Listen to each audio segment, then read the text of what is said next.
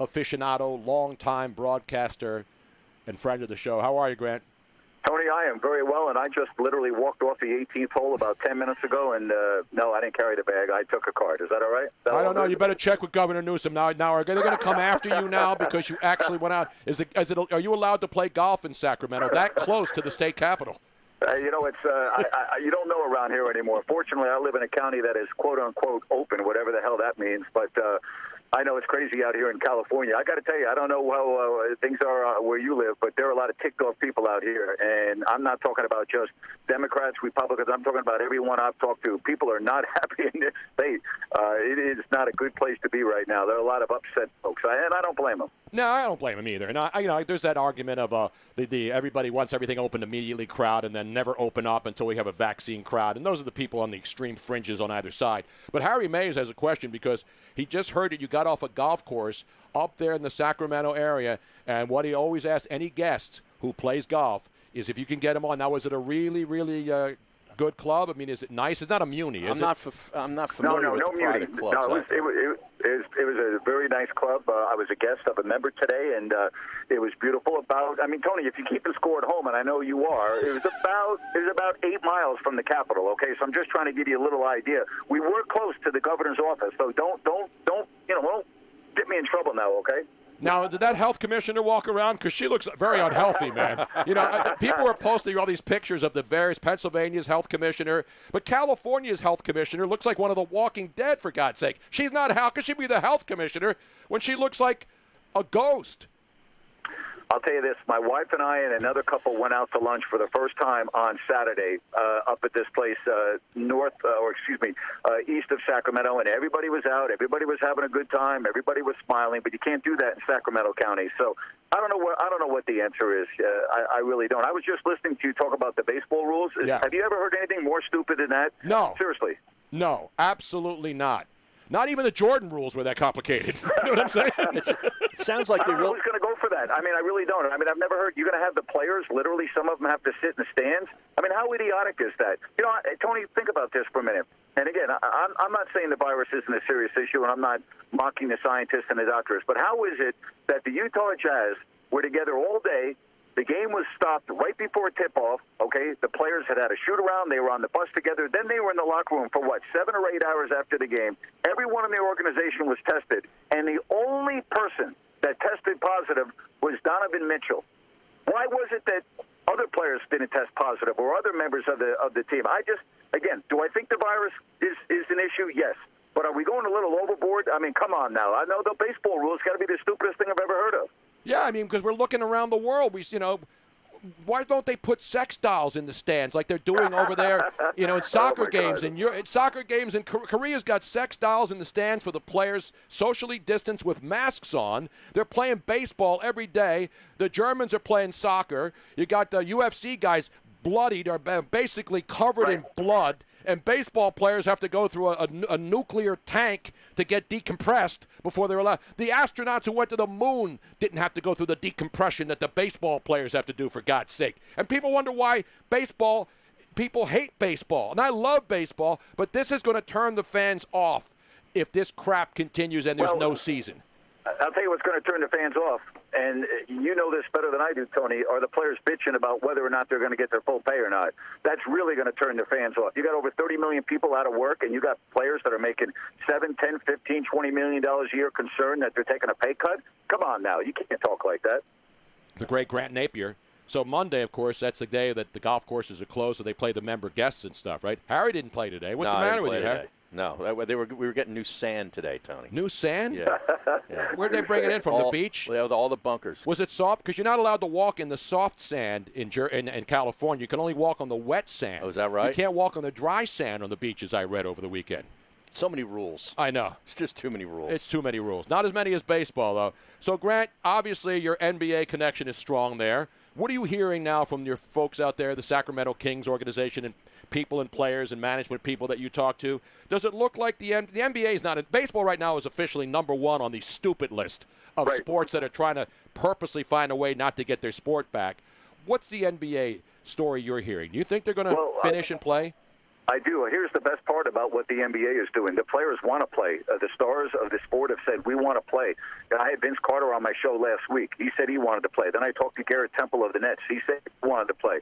We had Harrison Barnes on from the Kings, and he too said, yeah, we want to play. You've got the players now saying they want to play, and they're leaving it to the commissioner and the people behind the scenes to get it done. I believe it's going to happen, Tony. Now, it may not happen until August. I think the NBA is fine with pushing their season until the end of September, beginning of October, then have the draft, then have free agency, and then start the season around Christmas. And the reason for that is pretty simple, I think. They want to try to get to a point next season, not this season, where at some point you can start having fans come back into the stands. If you start the normal season of October, you're less likely to have a season where you're going to actually have some fans. But if you start around the first of the year, it gives you an extra 3 months to hopefully get a vaccine, get the fear out of people's minds, and start having some fans back in the stands. So, to me, that's what the NBA is trying to do. Whether they can do it, hey, I don't have a crystal ball any more than you do. But the key is the players want to resume this season, and I think that's a real positive. Would this be one of these situations where they'd reconvene in like a city like Las Vegas and keep everything in one spot? I think at the most 2 spots, one being Orlando, the other being Vegas. I mean, if they're going to, first of all, go to all 30 teams, then you might have to have 2 cities. If you say, no, only the top 8 teams that were, in the race when the season was stopped, then maybe you can do it all in one city. But I'm thinking right now, 2 cities, one being Vegas, one being Orlando, the East and the West. But, yeah, I do believe they're going to resume the season. I think they want to have a real, true playoff format and crown a champion, and we'll see. Grant Napear in Sacramento. Can you see the Capitol from where you are? I cannot see the Capitol from where I am. You can only see the Capitol, Tony, if you're actually standing on the lawn in Sacramento. I was just checking. Are any protesters out there? Because a lot of states, people are protesting at their state capitals because they want the country open. Anybody walking around with bazookas or AK-47s? I'll tell you, we shouldn't joke about this, but the reality is there have been some protests where people bring their firearms with them, and this is no joking matter. I am nervous about what the next coming days and weeks bring if things stay on a lockdown, because, again, I'm only speaking from being out here in California. There are a lot of frustrated people. And there are a lot of people out of work, and there are a lot of people that I had to go get my hair cut last week, Tony, and I went to a barber that's not supposed to be open. He's 67 years old, and he was telling me that he had a letter the week prior from the state threatening to take his license away. He said the sheriff of the county actually came up and said, hey, we're not going to do anything. You can stay open. We're not going to do anything. Go ahead, make your business, make your money, but we can't protect you from the state. And, he had a mask on, one customer at a time, and I'll tell you, the folks that I talk to out here, they are on very thin ice with their nerves. And I'm praying. I really mean this. I'm not trying to, I know we're having a lot of fun here and joking around. I really hope that people don't get stupid when they start protesting. But the people they're on very thin ice out here in California. No, I hear you. And again, I'm not suggesting, and I'm not telling people to take guns out to protest. Sure. And you see all these people out there, but luckily and fortunately, they're not out there shooting stuff up. You know what I'm saying? So I'm not saying, I'm not condoning you take weapons, but, in many of these states, you're allowed to open carry.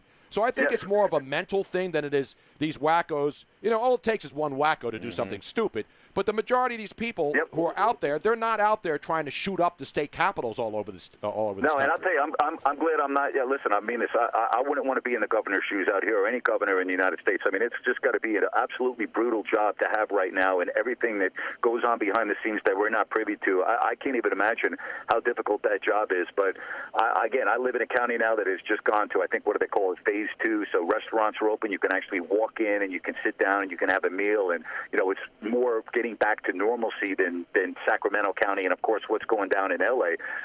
My wife had a friend that works for the UCLA health system, and she works in the hospital down there, and she told me the hospital is empty. She says it's been that way, and they get the data every day on, the cases, and she said, people don't even have work. She said the hospital is like there's no one in it. And I played golf today with a doctor at a hospital here in Sacramento, and he told me the same thing. He said the hospital's empty. He said it's just unbelievable. He said he said it's hard to believe. They were preparing for the worst, and I get that, but it never happened, and now the hospitals are empty. It's the craziest thing in the world. We just got something on the wire from our city of Philadelphia, where we're doing the show where we live. Yeah. It's the city of Philadelphia, the health commissioner. This is a different health commissioner. because our health commissioner is Dr. Levine. That's Dr. for the Rachel state. Levine. Yeah, that's for the state. That's the state health commissioner. But this is the story. The Jersey Shore might be open for the upcoming Memorial Day weekend, but now people are being told not to go to the beach. The mayor of Philadelphia, Mayor Jim Kenney, is concerned that residents who go to the Jersey Shore this weekend could bring the virus back to Philadelphia. Oh my goodness gracious! It's in the ocean. Don't the go to virus? the beach. We're going to get they're going to get the mayor from the town where the where Jaws was filmed. Yeah. Was that Amity? Amityville. What was the name of the No, Amityville was the horror place with the house. Yeah, Long Island, Amityville, right next to Huntington, Long Island. Yeah, no, but where Jaws happened, where the governor went out and he told the people, go back, there's nothing wrong here, there's no sharks. Now that's the way we're acting here. You got a better chance of being shot in a drive-by here in Philadelphia than you do of getting the COVID on the beach at the Jersey Shore. Now, the other diseases you can get at the Jersey Shore are endless. And you can get those any time of year. Exactly. It doesn't have to be during the summer. But they're not transmitted by air. Yes. You know what this reminds me? It reminds me of Reefer Madness. Oh, my God. This craziness. I didn't see that. I was high when I was watching it. I never really could get through it. Go ahead. Hey, Tony, I got to share a real quick story. So the first time I ever met Tony, they flew me in to do some weekends at ESPN Radio, and it was Tony was hosting this football show on Sunday, and the rest of us were in the newsroom and doing our thing, watching the games. And Philadelphia's playing Dallas, and obviously Troy Aikman gets hurt, and all you hear throughout the entire room was, "Down goes Aikman! Down goes Aikman!" screaming over the airwaves. So, Tony, every time I think of you, I just think of you on the radio screaming, "Down goes Aikman." But as you know, wait a minute, I don't want people to think that I hate Troy Aikman. Troy's going to find this out, and he's not going to come on the show. No, he used again. to hear the stuff. Troy Aikman and I are good friends. I mean, he loves me, I love him. That was just a football rivalry thing there. I never rooted for anybody to get injured. That was the 11-sack game. Remember, that was that was an 11-sack game, so that was his history. And it was early in his career, and his offensive line wasn't good, and then they went on and became a dynasty. Yep. That was a classic, Tony. Absolute classic. Well, thank you. I'm glad you remember me ripping the Dallas Cowboys. I'm a New York guy, so it's fine. It's okay to me to rip the Dallas Cowboys. It's all good. By the way, speaking of New York, there's a story out this morning in the New York Times that people are. You remember the movie Escape from New York? Wasn't Snake Plissken in that one too? And then they did the Escape from L.A., right? Escape from New York. Was that first? Or was it? Yeah, Escape from New York was first, and then it was Escape from L.A. Well, people are escaping New York now. This is the New York Times. This is me making this up. Wow. According to the New York Times, in the month of March, the United States Postal Service received 56,000 requests to forward email from people living in New York City. Come on. And in April, 81,000 more people from New York also said, hey, can you forward my mail? Guess where the people from Manhattan wanted their mail forwarded to? The majority of them, the people on the Upper West Side in Midtown Manhattan, Florida. Yeah. And guess where other people wanted to go? If you were in Brooklyn, the majority of people wanted their mail forwarded to California. And so other people, like, for example, who didn't want to go across the country, they went to other states. You can look it up in the New York Times. It's staggering. People, and it's obviously people who are well-to-do. The poor people are stuck there listening to the governor and all their health officials, and they can't go out. So you got people with money getting the hell out of New York, escaping to go somewhere else because they have the wherewithal and the money to be able to go somewhere else, probably another house. Yeah, right? they probably have home. Second home in L.A. Yes. Tony, I don't want to be listening to you next week and find out you went to the Jersey Shore over Memorial Day weekend, all right, and then bring that back to Philly. I don't want to hear that, okay? Well, last time I went to the Jersey Shore, the only thing I brought back were fish and crabs. I don't go on the beach. I didn't go on the beach when I lived in L.A. I wouldn't even allow my foot to touch the water on the beaches of Santa Monica, even though I didn't put my foot in there, and I will never put my foot in the ocean in the Jersey Shore. There are more viruses. You know what else happens in that water? You know what the fish do in there? What do they do? Everything. They go to the bathroom. People go to the bathroom. You think I'm going to walk out into that septic tank? I'm not doing that stuff. Well, it's a vast ocean. It really is. You're walking on hypodermic needles. You're walking on feces. You have pigeons pooping on your head. Do you realize how many different diseases you could catch just by going to the beach? But that's kind of everywhere. None of that is in Avalon. Yes, it is. No, it's the same not. thing. It's just people are richer there, and you have to have a beach tag, or they won't allow riffraff like you and me there, Harry. Well, you have to have a beach tag. That means you're not wanted there. That's what that means. That means you're just a lower-class citizen. I can get you on the beach in Avalon. I could get myself on the beach. I don't want to go. I will not go to the beach at the Jersey Shore. Not I'm more this of a weekend. pool guy anyway. I'm more of a get in a boat and go out in the ocean and get the hell away from all the shoebies and the schifozos on the damn beach. You know what I'm saying? Oh man, I don't even know where to go from there, Tony. I don't even have anything to say after that. There is no place to go. Respond to that? I mean, when you lived in New York, did you go to Coney Island and all those places back in the day? No, man, we were Jones Beach. We went to the Jones Beach all the time, man. That was the place to be. We used to love Jones Beach. They had like 6 or 7 different parks, and it was great. Used to go there all the time, Tony. That's back when it was safe to go out again. Yes, safe. And that's where the concert venue is now, Jones That's Beach. right. Yeah. Yes. That's good knowledge right there. That's not Springsteen was Asbury Park though. He's a Jersey guy. Yeah, that's Jersey. But they'd allow him up in New York because he pretended to be a New York guy when he was really a Jersey guy. You know what I'm saying?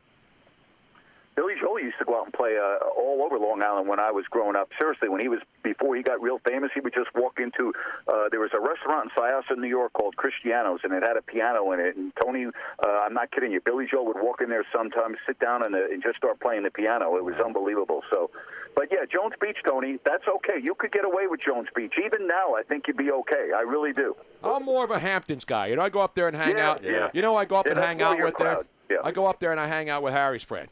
Because she's got the best recipes. Because Harry and I like to have a couple cocktails every now and then. Oh, you're talking about Ina? Yeah, Ina Garten. We go up to Ina Garten's house.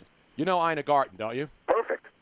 You know who she is, right? The Barefoot the Contessa. Barefoot Contessa. Yeah. And this is what happens. As soon as we walk into her house up there in the Hamptons, this is what she does. Hot Dog Beach, Tony. That's where you want to go in the Hamptons. No, 2 cups of vodka. In a big pitcher. Just pour it right in. That's what you do. Right there with all the flowers. It's Grey Goose, too. It's Grey Goose she's pouring. Let's listen to it again now. 2 cups of vodka. Got it? Good vodka. In a big pitcher. Just pour it right in. That's what you do when you go back up to the Hamptons. Grant. Hot Dog Beach, Tony. That's where you want to go in the Hamptons. Hot Dog Beach. You bring your vodka, whatever. That's where, Tony, that beach is made for you, man. Hot Dog Beach. I'm not stepping in any dry sand or wet sand. I'm not going to the damn beach. But get on a boat then. Just go on a boat. I'm going on a boat. I'll go to Bernie Perron's boat. I know a lot of people with Bernie boats. Perron's boat. Oh, my gosh. No, really. Bernie Perron. Come on. He's got a big boat. I cannot lie. Grant, when's it going to come back, man? You need basketball. We need basketball. Yes. What else can you do out there? I mean, what else do you have for sports now? No minor league baseball. Nope. No anything. No. Nothing. Nope. And I think hockey's going to start up, too. I don't know how you guys feel. Yes. But, I think both hockey and basketball are going to be played this summer. Baseball, I don't really know. I don't think baseball really has a clue to what they're doing. I really don't. I just don't see it like I see basketball and hockey. I'd be surprised right now if we don't see the NBA and NHL play at some point this summer. I agree. I think Rob Manfred, already much maligned right now, if this thing doesn't end and there's no baseball, you can blame everyone. There's a lot of blame to go around. Rob Manfred is pretty much firing himself with this debacle and the way he's handled baseball the last couple of years, in my opinion. And here's something else that's important to me. Baseball is a sport that's got a lot of issues right now, before the pandemic even started. How great would it be? I mean, if you're Rob Manfred, aren't you thinking, let's get back first, before basketball, before hockey? What else do people have to watch? Yeah, we know golf's starting up in 3 weeks, but think about baseball. They would have center stage for captive 3 or 4, audience. maybe 5 weeks. Yep. Why would you lose that opportunity? Get it done, get out there first, and start bringing fans back to your sport. Exactly right. That's why I get out to Sacktown and get up there and all the great wine. People always think wine countries, always just like Napa and Sonoma. Yeah. I mean, there's great wine all the way up there to Sacramento. You know what I'm saying? Amador County, a lot of, literally from where I live, 15, 20-minute drive to Amador County, great wineries up there. Absolutely right, all up and down, no question. Are you a wine guy? I know we wine on the radio. That's our profession, but are you a wine guy? You know what, Tony? No, I'm sorry, man. I'm boring. I'm just a beer guy for the most part. Oh, beer guy. What kind of beer now? It's got to be good, right? You're not drinking a crappy beer, are you? Hey, Tony, let me tell you something. We used to go to the Radisson and drink beer after our shows. You didn't buy us good beer, so don't tell me you drink good beer. We were drinking the cheap stuff, man. I'd have to send an intern who wasn't 21 to go buy a case of beer and put it in the bathtub and get the ice out of the ice machine so we'd all have cold beer at the end of the night. Yeah. That's what you did. Yes, you did. Absolutely. I can't believe we've had a guy on that works in basketball. We haven't asked him about The Last Dance yet. Oh, wow. Hey. Have you ever gone to Salt Lake and had a good pizza? Because, you travel around with the Kings. Did you know that pizza was bad in Salt Lake City? You know, I did not know that. How about that? And 3 or 4 guys there, the people around Michael all were skeptical, and Michael said, "No, don't worry about it. I'll be good." Yeah. He was Hey, you know what? hungry. Remember Kobe Bryant? They said Kobe Bryant in the finals of the Kings and the Lakers got a poison cheeseburger, and he got real sick, and that was a big thing that it was done intentionally. But you can't imagine a Sacramento Kings fan doing that to a Laker, could you, Tony? No. Not even the Vlade Divac with a carton of Camels under his shirt while he was smoking them on the court back in the day. How about that? No, it was, everybody loved The Last Dance. It was tremendous. Now what are we going to talk about next Monday is the big question. When is the cheater Lance Armstrong 30 for 30 coming out, right? Where you can talk about how we try to bring all these innocent people down with him, and right? Isn't that the next one? Well, there should be one. I mean, there's there's one a lot on Tiger of great Woods coming up. Yeah, too. there's a lot. Yeah. This is good stuff, especially now. I mean, Jordan held on to it forever, and boy, did he release it at the right time and give them the go-ahead to put this thing out. Oh yeah, perfect. Brilliant stuff, man. Brilliant It was stuff. great. Hey, Grant, always great to talk to you, man. Grant Napear out there in Sacktown, as we used to call it. Do you call it Sacktown, or is that just like a No, national? a lot of us call it Sacktown. Sacktown. You know, it's all good, Tony. You can call it whatever you want. I don't want to disrespect the locals out there, because I love California. I got a lot of friends and family out there, man. It's all good. You just call it Sacktown. You'll be good. Listen, I hope you guys stay safe. Be careful of bringing anything back from Jersey into Philadelphia. We wouldn't want that. And have yourself a great rest of the summer. All right. You too, Grant. Thanks for coming on, man. Really appreciate it. All right. Be Grant good, man. Napear out there in Sacktown, there. Have you been to Sacktown, there? No, I haven't. Great. I love Sacramento. It's much maligned. It's a great town. Coming back, 215-462-TONY, 215-462-8669. We will have a how far would you go for a haircut update and talking about balls. And no, Tom Looney's not coming on to do that either. That's all still ahead. Stick around.